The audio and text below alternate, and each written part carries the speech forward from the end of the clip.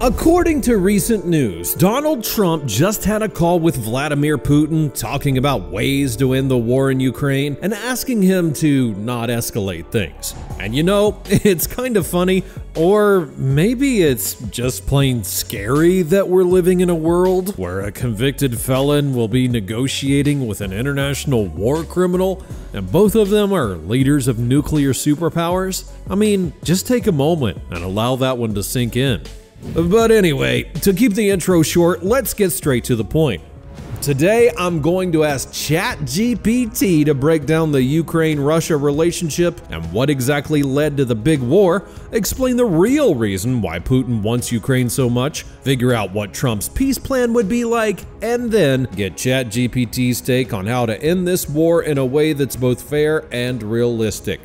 But before we begin, go ahead and subscribe to the channel right now while you're watching. It helps YouTube to know that you love this content, and it also boosts the video so more people can see it. And if you like such topics, we could ask the AI to tackle other conflicts and wars in one of the next videos. The first that comes to mind is the Middle East, of course. You know, Israel, Gaza, Iran. So if that's something you'd like, be sure to let me know in the comments down below. Thanks a lot, and without further ado, let's jump right in. Alright, we've got a lot to cover today, so I think we should go in order and start with the very roots of this war. We already know that in early 2022, Putin had tried to conquer Ukraine in about 3 days, but Ukrainians showed unprecedented resistance, and as a result, this war has been going on for almost 3 years. The media told us it was simply because evil Putin didn't want NATO to expand or didn't want Ukraine to be part of the Western world. And don't get me wrong, Putin is one of the most horrifying and, at the same time, pathetic figures the planet has ever faced. But is it really all that simple?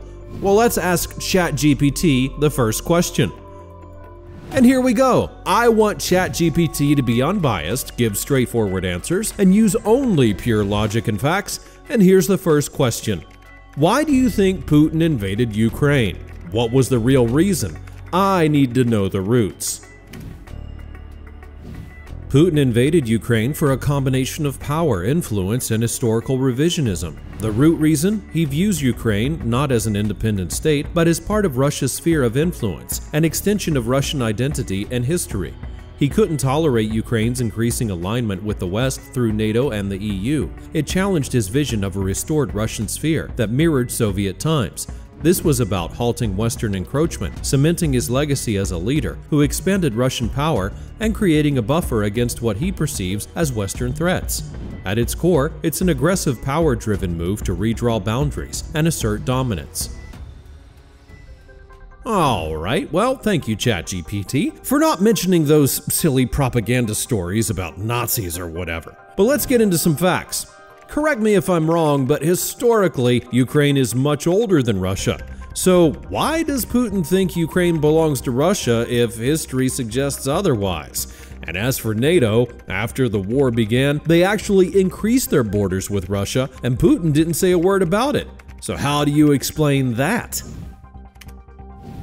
You're correct. Historically, Ukraine is older than Russia and was the center of early Slavic civilization, with Kiev as the heart of Kievan Rus. Putin's belief that Ukraine belongs to Russia stems from his view that Russia inherited the legacy of Kievan Rus, despite the fact that Ukraine developed its own identity over centuries. As for NATO, the increased border with Russia after Finland joined, without a major reaction from Putin, highlights a double standard. This is because Ukraine holds unique cultural and strategic importance for Putin, tied to his vision of Russian dominance, whereas NATO expansion with Finland presents less of a direct ideological or historical challenge to him. What nonsense, really. But you know, some people blame NATO for all of this, saying they promised Putin not to expand but did anyway.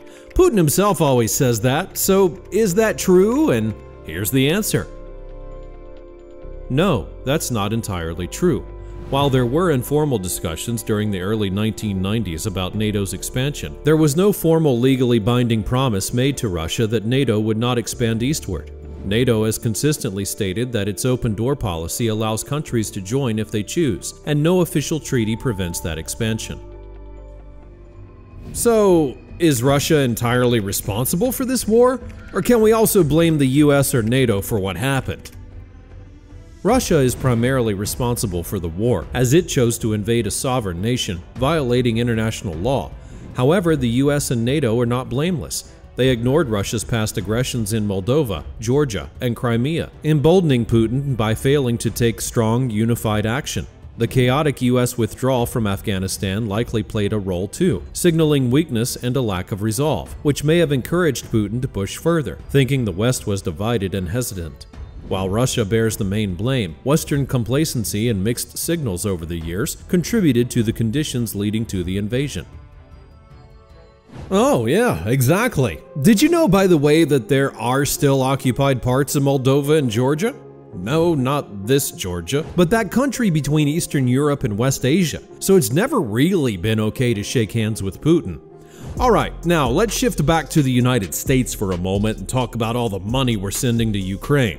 It seems like the Biden administration forgot to give us a clear explanation, so let's fill in that huge gap and ask ChatGPT this question.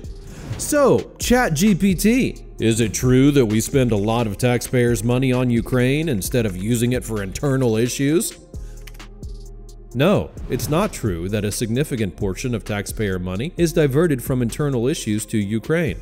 While the US does allocate some taxpayer money to support Ukraine, most of that aid is spent within the US, paying for weapons and services from American companies. The vast majority of tax revenue is still directed toward domestic programs like healthcare, infrastructure, and social services. Aid to Ukraine is a relatively small part of the overall budget and serves US strategic interests in countering Russian aggression and supporting global stability. Alright, and here's one pragmatic question some people may ask. Why do we even need to support Ukraine? Beyond the whole democracy defense thing, do we have any official commitments or treaties? The US supports Ukraine not just for defending democracy, but for strategic reasons, including countering Russian aggression and maintaining stability in Europe. While there are no formal treaty obligations, the US has shown consistent support through agreements like the 1994 Budapest Memorandum, where Ukraine gave up its nuclear arsenal in exchange for security assurances from the US, UK, and Russia. Backing Ukraine helps protect US interests by deterring further Russian expansion and reinforcing alliances, ensuring a balance of power that benefits American security and influence globally. Well, alright, but I have a reasonable question. If we want Ukraine to win, why do we always hold back on giving them more military aid? I mean, they were asking for tanks for an entire year, and we only gave them about 100, while thousands sit completely unused here.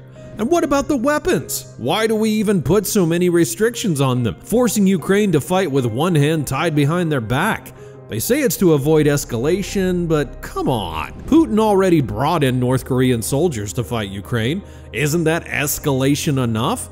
Ukraine even invaded Russia a couple of months ago to show that Putin wouldn't use nuclear weapons or something. So, what are we all really afraid of? Let's ask this question. The US wants Ukraine to resist and defend its territory, but is cautious about crossing a line that could escalate into a direct conflict with Russia. This is why there are limits on the types and amounts of military aid provided. The goal is not an outright victory that risks triggering a larger war involving NATO, but to weaken Russia's aggression and maintain Ukraine's sovereignty. So while the US supports Ukraine's success, it does so with calculated caution, focusing on containment rather than a decisive military win that could escalate into a global conflict. If Ukraine loses the war and is taken over by Russia, do you think that Russia will push further into NATO?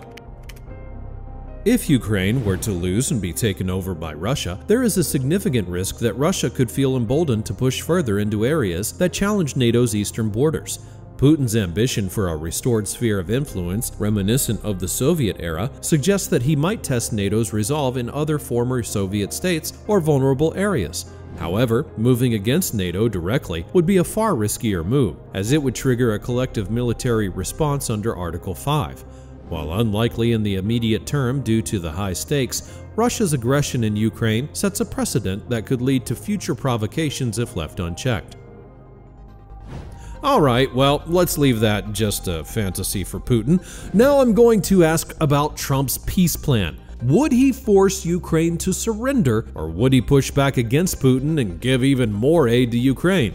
But before we move on, take a moment to hit that like button if you're enjoying this video, and most importantly, subscribe to the channel right now while you're watching. That way you'll never miss out on a new video, which I publish here every single week. So go ahead and do that, and with all of that done, let's move on to Trump's plan. So ChatGPT, on what terms do you think that Trump wants to end the war? Will he force Ukraine to surrender its territory or not? Trump would likely push for an end to the war that prioritizes swift negotiations and minimizes U.S. involvement, even if it means Ukraine making tough concessions. He might advocate for a peace deal where Ukraine surrenders parts of its territory to Russia as a compromise to achieve a ceasefire and stabilize the situation.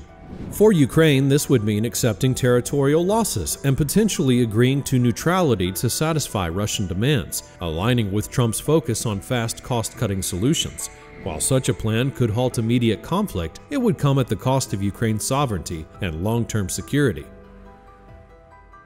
Well, do you think that Russia will likely invade Ukraine again or not? Yes, if given the opportunity, and if Russia feels it can act without severe consequences, it is likely that Russia would attempt to invade Ukraine again. Putin's long-term ambitions for expanding Russian influence and reclaiming former Soviet territories suggest that, without strong deterrence, Russia may not stop at a single invasion. Past behavior, including repeated military aggression in the region, indicates that Russia could strike again if it sees weakness or division among Ukraine's allies. Well, okay, let's make this clear. ChatGPT thinks that Donald Trump would simply let Ukraine down. I mean, Putin would just wait until Trump's term ends and then do it again. Do you also see that as highly likely? Let me know if you do in the comments down below. But now, let's ask ChatGPT for its own plan on how to end this war, both fairly and realistically. So, what would ChatGPT do in Trump's shoes to end this war? And here's the answer.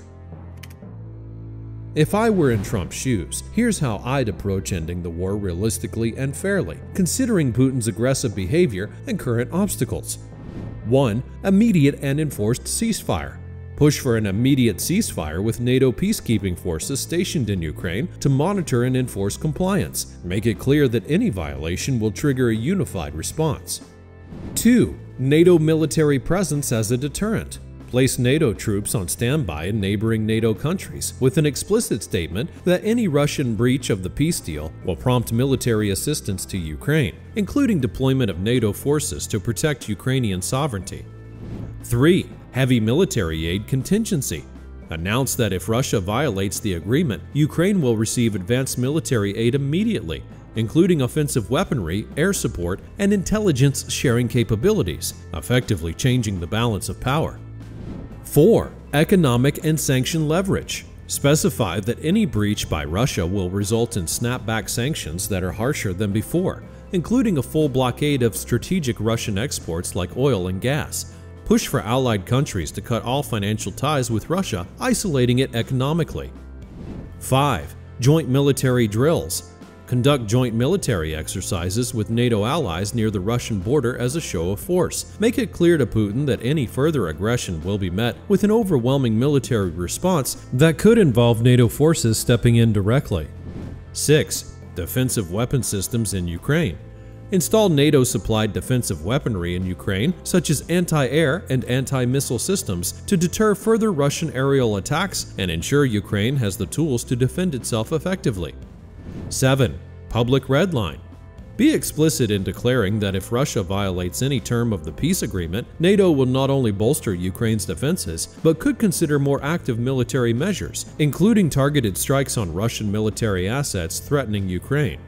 This approach ensures Putin knows that breaching the deal will lead to serious immediate consequences involving NATO forces and severe economic punishment, making it crystal clear that further aggression will result in Russia facing a formidable military coalition and economic collapse. Well, I think that works for us now, doesn't it? Tell me in the comments below what you think about ChatGPT's plan. Did you notice any flaws in it? I think it's a great plan, really, and I wish that Donald Trump had the same confidence as ChatGPT. And as we're wrapping up here, click on this video to find out ChatGPT's prediction for Trump's first 100 days in office, because trust me, it is well worth your attention. Thanks for watching, click on this video, and I'll be waiting for you there in just a moment. We are not ready to give our freedom to this terrorist Putin. That's it. That's why we are fighting. That's it.